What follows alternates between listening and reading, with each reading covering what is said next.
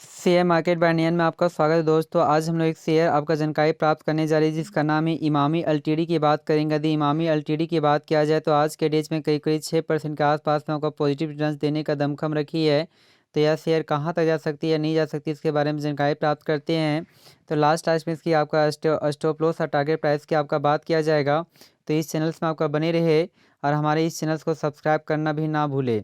तो यदि कहते हैं यदि आज के डेज की यदि बात किया जाए तो यह आपका शेयर जो आपका ओपन हुआ था जिसमें 568 के आसपास में ओपन हुआ, उसके बाद तेज़ी के बाद इजी से 580 का लेवल को क्रॉस किया, उसके बाद बहुत टाइम तक सपाट बनाए रखा। उसके बाद लगातार इसमें आपका तेज़ी आपका बरकरार है। यदि हाई की बात करते तो 602 के आसपास में बनाया है। यदि लो की बात करते तो 566 के आसपास में बनाया है। यदि इसकी मार्केट कैप की बात किया जाए तो 26,000 करोड़ के आसपास में देखने को मिलती है। अब पी रेशियो की बात करते तो 33 के आसपास में भी देखने को मिल रही है। यह कंपनी लाभांश भी देती है जिसमें लाभांश जो इंडिकेट किया गया और ठीक ठाक है, जिसमें 1.33% के आसपास में देखने को मिल रही है। और यदि इसकी बाउनिक हाई की यदि बात करते हैं तो बाउनिक हाई जो बनाया है 860 के आसपास में, और बाउनिक लो की बात करते हैं तो 417 के आसपास से बनाया है।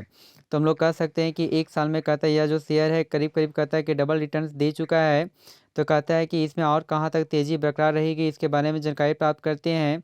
तो उससे पहले 5 डेज 1 मंथ 6 मंथ 1 ईयर 5 साल का डाटा को चेक कर लेते हैं।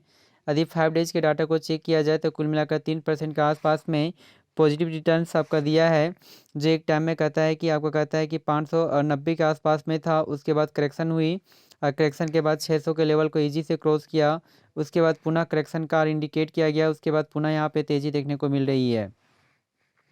यदि एक मंथ के डाटा को चेक किया जाए तो एक मंथ में कुल मिलाकर 12% का आपका नेगेटिव रिटर्न्स देने का दमखम रखती है। एक टाइम में कहता है ये 650 के आसपास में था, तेज़ी हुई फिर करेक्शन और लगातार यहाँ से आपका करेक्शन क्या आपको इंडिकेट कर रहा है। यदि 6 मंथ के डाटा को चेक किया जाए तो 6 मंथ का भी परफॉर्मेंस बहुत ही ख़राब है, जिसमें 16% 17% का नेगेटिव रिटर्न्स इंडिकेट किया गया। शुरुआत में तो ये तेज़ी था लेकिन बाद में एक करेक्शन के आपका ज़्यादा आपका इंडिकेट किया गया है। यदि एक साल के डाटा को चेक किया जाए तो एक साल में भी आपका वही स्थिति है।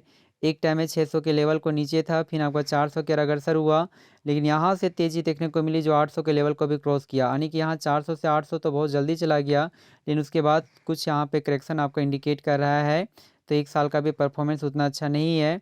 यदि वहीं पे 5 साल का डाटा को चेक किया जाए तो 5 साल का भी परफॉर्मेंस बैडली है, जिसमें 95% के आसपास में रिटर्न्स दिया था। तो 1 लाख का वैल्यू 2 लाख तो हो चुका, यानी कि रिटर्न्स उतना अच्छा आपको इंडिकेट नहीं कर रहा है। कुछ ग्राफ के माध्यम से समझने का कोशिश करते हैं। तो यहाँ पे ग्राफ के माध्यम से यदि देखें तो एक टाइम में कहता है कि यह जो शेयर था करीब करीब कहता है कि 27 दिसंबर 2019 में कहता है कि 306 के आसपास में था। तो यहाँ से शेयर या जस्ट आपका डबल आपका रिटर्न्स दे चुका है।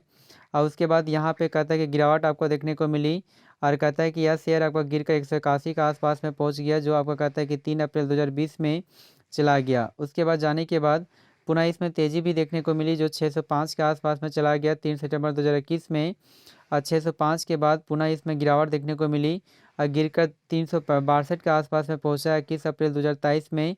और उसके बाद पुनः इसमें रिकवरी भी देखने को मिली और यह शेयर आपका कहता बढ़कर 524 के आसपास में चला गया। पुनः आपका करेक्शन हुआ और करेक्शन के बाद पुनः आपका तेज़ी के बाद 813 के अग्रसर हुआ। उसके बाद लगातार इसमें आपको गिरावट देखने को मिली है।